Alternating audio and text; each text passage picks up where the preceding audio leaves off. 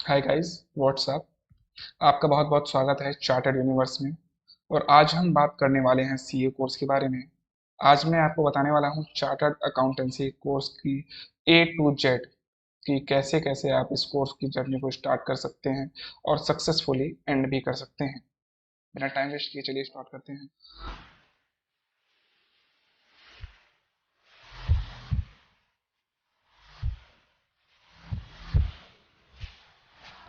Now let's talk about CA course.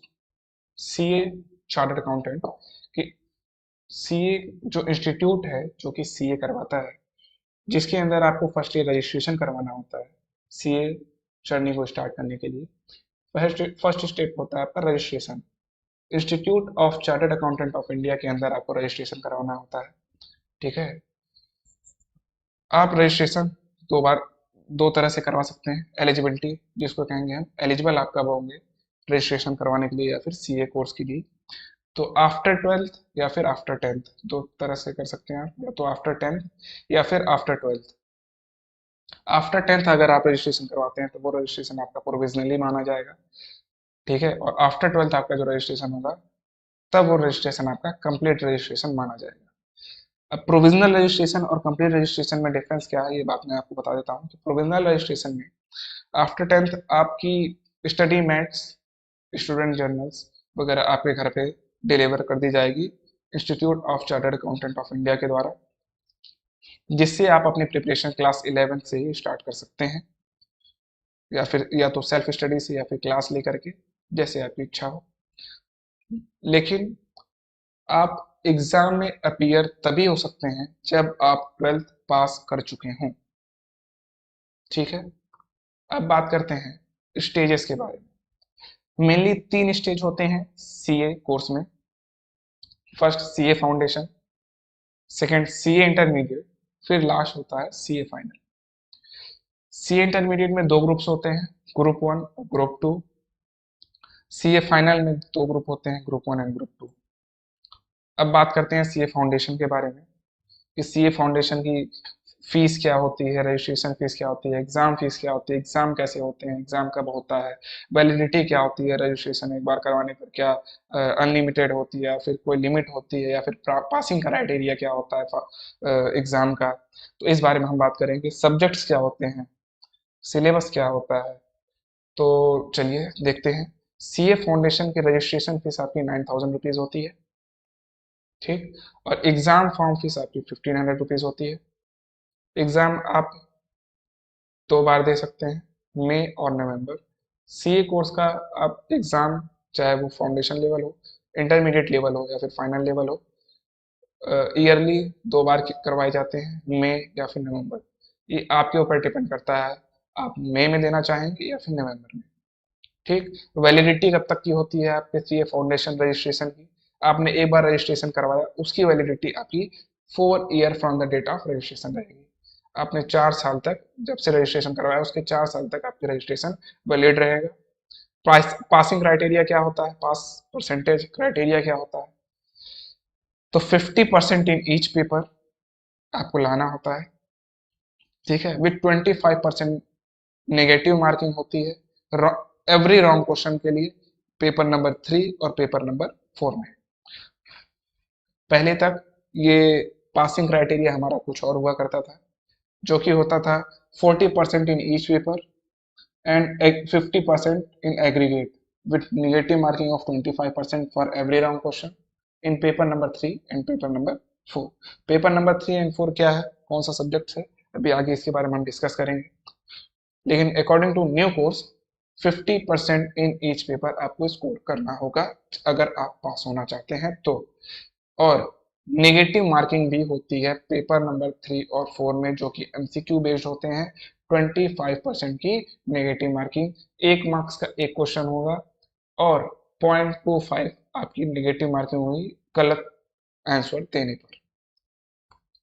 अब exam बात कर लिया हम, जैसे एवरेज 6 मंथ्स होते हैं, मई और नवंबर में।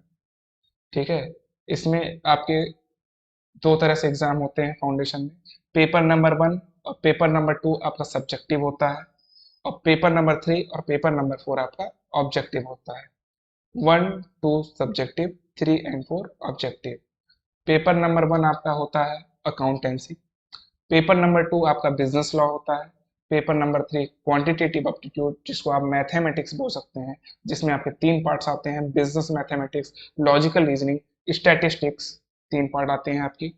फिर पेपर नंबर 4 आपका होता है बिजनेस इकोनॉमिक्स।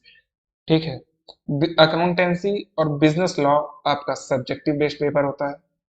ठीक है, सब्जेक्टिव होता है, आपको क्वेश्चन सिंपली दिए होते हैं, आपको उसके आंसर राइट करने होते हैं। ठीक, और क्वांटिटेटिव एप्टीट्यूड जो कि मैथमेटिक्स है, और बिजनेस इकोनॉमिक्स, ये दोनों आपके एमसीक्यू बेस्ड होते हैं। क्वेश्चन पेपर के साथ आपको ओएमआर शीट दी जाती है, जिसमें आपको 4 ऑप्शंस होते हैं, जिसमें से अप्रोप्रिएट सही आंसर आपको देना होता है। एक क्वेश्चन गलत होने पे 0.25 मार्क्स की आपकी नेगेटिव मार्किंग होती है। अब बात करते हैं सीए इंटरमीडिएट के बारे में। सीए इंटरमीडिएट की आपकी रजिस्ट्रेशन फीस जो होती है वो 18,000 रुपीज होती है बोथ ग्रुप के लिए। जैसे मैंने बताया, 2 ग्रुप में इंटरमीडिएट का एग्जाम होता है, ग्रुप 1 एंड ग्रुप 2। तो ग्रुप 1 में आपका, सॉरी, बोथ ग्रुप का अगर आप रजिस्ट्रेशन करवाते हैं तो उसकी फीस होती है आपकी 18,000 रुपीज। और अगर आप सिंगल ग्रुप का रजिस्ट्रेशन करवाते हैं तो उसकी फीस होती है 30,000 रुपीज, यानी 13 और 13। एक ग्रुप करवाया 13,000, दूसरा ग्रुप दोबारा करवाया तो 13,000, और दोनों एक साथ करवाया तो सिर्फ 18,000। ठीक है, अब आप देखिए, जिसमें से 18,000 में से 15,000 आपकी रजिस्ट्रेशन फीस होती है, 2,000 रुपीज आपकी स्टूडेंट एक्टिविटी फीस होती है, और 1,000 आपका registration fees as article assistant होती है, नाम दिया गया है। मेनली आपका टोटल 18,000 रुपीज आपका रजिस्ट्रेशन फीस होती है बोथ ग्रुप के लिए। एग्जाम फॉर्म फीस क्या होती है सी इंटरमीडिएट की? सी इंटरमीडिएट की exam form fees single group के लिए होती है 1,500 रुपीज। अगर आप सिंगल ग्रुप देना चाहते हैं तो 1,500 रुपीज का आपका एग्जाम फीस लगेगा, और अगर बोथ ग्रुप एक साथ देना चाहते हैं तो 2,700 रुपीज एक साथ देना होगा। ठीक है, ये आपके ऊपर डिपेंड करता है, आप बोथ ग्रुप एक साथ देते हैं या फिर सिंगल सिंगल ग्रुप करके देते हैं। ठीक, अब एग्जाम, कब एग्जाम दे सकते हैं? क्या आप सीए फाउंडेशन एग्जाम पास करते ही आप सीए इंटरमीडिएट दे सकते हैं? जी नहीं। आप सीए फाउंडेशन का एग्जाम दिया आपने, उसके बीच आपको 45 to 60 डेज का गैप मिलता है रिजल्ट आने में। ठीक है, 45 to 60 डेज में आपका सीए फाउंडेशन का रिजल्ट आता है। रिजल्ट आने के बाद आपको रजिस्ट्रेशन पोर्टल ओपन हो जाता है, रजिस्ट्रेशन करवाना होता है ऑनलाइन ICAI.org के अंदर। ठीक है, जो कि ICAI की ऑफिशियल वेबसाइट है। आपको रजिस्ट्रेशन करवाना होता है, और रजिस्ट्रेशन करवाने के 8 मंथ बाद, आफ्टर 8 मंथ, आपका जो नियरेस्ट अटेम्प्ट होगा, ठीक है, चाहे वो मई का हो या फिर नवंबर का हो, ठीक है, आप उस अटेम्प्ट में अपीयर हो सकते हैं एग्जाम देने के लिए। वैलिडिटी क्या होती है रजिस्ट्रेशन की? इंटरमीडिएट का एक बार हमने अगर रजिस्ट्रेशन करवाया तो उसकी वैलिडिटी क्या होगी? कब तक की वैलिडिटी रहेगी उस रजिस्ट्रेशन की? तो वो 5 साल तक की रहती है। ठीक है, पासिंग परसेंटेज जैसे ओल्ड कोर्स में था वैसे इस न्यू कोर्स में भी है। इंटरमीडिएट और फाइनल में कोई चेंजेस नहीं है पासिंग क्राइटेरिया को लेकर के। 40% marks in each paper of the group. ठीक है, and minimum of 50% marks in aggregate of all paper of that group. मतलब आपको इंडिविजुअल ग्रुप्स में हर सब्जेक्ट में 40-40% मार्क्स लाने होते हैं, और एग्रीगेट 50% मार्क्स आपको लाना होता है इंडिविजुअल इंडिविजुअल ग्रुप्स में। आप सिंगल ग्रुप दे रहे हैं तभी आपको 40-40% मार्क्स लाना होगा पर्टिकुलर सब्जेक्ट्स में, और एग्रीगेट सब्जेक्ट्स मिला करके 50% मार्क्स आपके होने चाहिए। मतलब 400 का पेपर है तो 40-40 नंबर आपके सभी में होने चाहिए, और टोटल मिला करके 200 से ऊपर या फिर 200 होना चाहिए। ठीक, अब एग्जाम जैसे मैंने मई और नवंबर में आप कभी भी दे सकते हैं after the registration of CA intermediate. ठीक है, नियरेस्ट अटेम्प्ट आपका या तो मई हो या तो नवंबर हो, जो भी नियरेस्ट अटेम्प्ट हो आप उसको दे सकते हैं। अब एक बहुत इंपॉर्टेंट चीज़ है, एग्जामेशन क्या होता है? एग्जामेशन बहुत इंपॉर्टेंट चीज़ है, इसके बारे में हम देखेंगे। ठीक है, एग्जामेशन कब कब मिलता है, किसको मिलता है एग्जामेशन? ठीक है, एग्जाम मतलब कि आपको वो पेपर दोबारा नहीं देना होगा।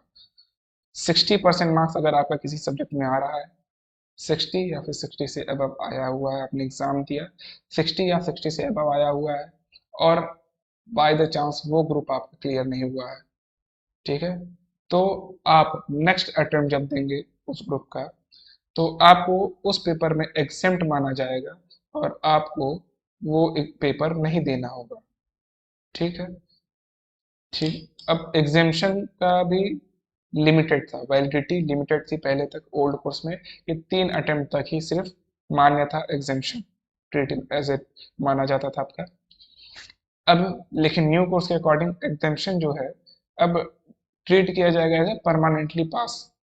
आप परमानेंटली पास हैं उस पेपर में, but has to score 50% marks to pass in remaining. आपको 50% मार्क्स बाकी सब्जेक्ट्स में लाने होंगे। अब एक बहुत जरूरी बात है, direct entry route. Direct entry route के बारे में जान लेते हैं कि आप डायरेक्ट एंट्री रूट क्या होता है, कि डायरेक्टली आपको विदाउट सीए फाउंडेशन एग्जाम दिए आप सीए इंटरमीडिएट में जा सकते हैं। तो उसके लिए आप एलिजिबल कब होंगे, तो अगर आपने कॉमर्स बैकग्राउंड से ग्रेजुएशन किया हुआ है विद 55% मार्क्स, या फिर नॉन कॉमर्स बैकग्राउंड है तो 60% मार्क्स आपने स्कोर किया हुआ है ग्रेजुएशन में, तो आप डायरेक्ट एंट्री रूट के लिए जा सकते हैं। ठीक, या फिर सीएमए इंटरमीडिएट बोथ ग्रुप या फिर सीएस एग्जीक्यूटिव बोथ ग्रुप आपने क्लियर किया हुआ है, तब आप डायरेक्ट एंट्री रूट के लिए जा सकते हैं। पहले तक क्या था, अगर आप डायरेक्ट एंट्री रूट से जाते हैं इंटरमीडिएट में रजिस्ट्रेशन करवाते हैं तो आप डायरेक्ट आर्टिकलशिप के लिए जा सकते हैं। बट न्यू कोर्स में अब आपको 8 मंथ आफ्टर रजिस्ट्रेशन एग्जाम देना होगा। 8 मंथ का आपको पीरियड, टाइम गैप मिलेगा, स्टडी पीरियड। ठीक है, उसके बाद ही आप एग्जाम बोथ ग्रुप का क्लियर करने के बाद प्रैक्टिकल ट्रेनिंग के लिए जा सकते हैं। अब बात करते हैं सब्जेक्ट्स की, अपने इंटरमीडिएट में कौन कौन से सब्जेक्ट्स होते हैं। पहले तक 4 4 सब्जेक्ट्स होते थे, टोटल 8 सब्जेक्ट्स होते थे ग्रुप 1 ग्रुप 2 मिला करके। न्यू कोर्स के अकॉर्डिंग आपके 3 3 सब्जेक्ट्स कर दिए गए हैं। ठीक है, ग्रुप 1 में आपका advance accounting, corporate law, cost and management accounting, ये 3 सब्जेक्ट्स आते हैं। और ग्रुप 2 में tax, auditing and code of ethics. Paper 6 में 2 पार्ट है आपका, 6A और 6B। 6A आपका है FM फाइनेंशियल मैनेजमेंट, और 6B है आपका SM स्ट्रेटेजिक मैनेजमेंट। अब बात करते हैं सीए फाइनल के बारे में, हमने सीए इंटरमीडिएट के बारे में, फाउंडेशन के बारे में बात कर ली है। अब बात करते हैं लास्ट स्टेज है आपका सीए फाइनल के बारे में। इससे पहले मैं कुछ आपको बताना चाहता हूँ कि सीए इंटरमीडिएट एग्जाम पास करने के बाद बीच में 2 स्टेप्स आपके और आते हैं, आर्टिकलशिप और ICTSS की ट्रेनिंग। तो इस बारे में हम बात करेंगे किसी और नेक्स्ट वीडियोज में, आने वाली वीडियो में हम बात करेंगे इस बारे में। अभी हम डायरेक्ट इस फाइनल, फाउंडेशन और इंटरमीडिएट के बारे में सिर्फ बात करेंगे। तो अब बात करते हैं सीए फाइनल के बारे में। रजिस्ट्रेशन फीस क्या होती है आपकी सीए फाइनल की, सीए फाइनल की रजिस्ट्रेशन फीस आपकी 22,000 रुपीज होती है। ठीक, एग्जाम फॉर्म फीस आपकी होती है। आप इसमें पार्ट में रजिस्ट्रेशन नहीं करवा सकते हैं। जैसे आपका इंटरमीडिएट में ऑप्शन था कि आप सिंगल ग्रुप करके रजिस्ट्रेशन करवा सकते हैं, लेकिन इसमें आपको एक साथ ही करवाना पड़ेगा, जिसकी रजिस्ट्रेशन फीस आपकी है 22,000 रुपीज। एग्जाम फॉर्म फीस आपकी होती है 1800 रुपीज। एग्जाम आप पार्ट में दे सकते हैं। सिंगल ग्रुप के लिए 1800 रुपीज है और बोथ ग्रुप के लिए 3300 रुपीज है। ठीक, एग्जाम आप कब दे सकते हैं सीए फाइनल का, after the completion of articleship. 6 months का आपको गैप मिलेगा, स्टडी पीरियड मिलेगा। उस आर्टिकलशिप आपको 2 साल की कंप्लीट करनी है, उसके बाद 6 महीने का टाइम गैप। उस 6 महीने के बाद नियरेस्ट अटेम्प्ट में आप एग्जाम दे सकते हैं सीए फाइनल का। सीए फाइनल की रजिस्ट्रेशन की वैलिडिटी कब तक के लिए वैलिड होती है, तो इसकी वैलिडिटी वैलिड होती है आपकी 10 year from the date of registration. Registration के डेट से 10 साल तक की आपकी फाइनल की वैलिडिटी वैलिड होती है। अब पासिंग क्राइटेरिया क्या होता है फाइनल का, सेम जैसे कि सीए इंटरमीडिएट में था, वैसे ही सेम पासिंग क्राइटेरिया होता है सीए फाइनल में। 40% marks in each paper of the group and minimum of 50% in the aggregate of all the paper of that group.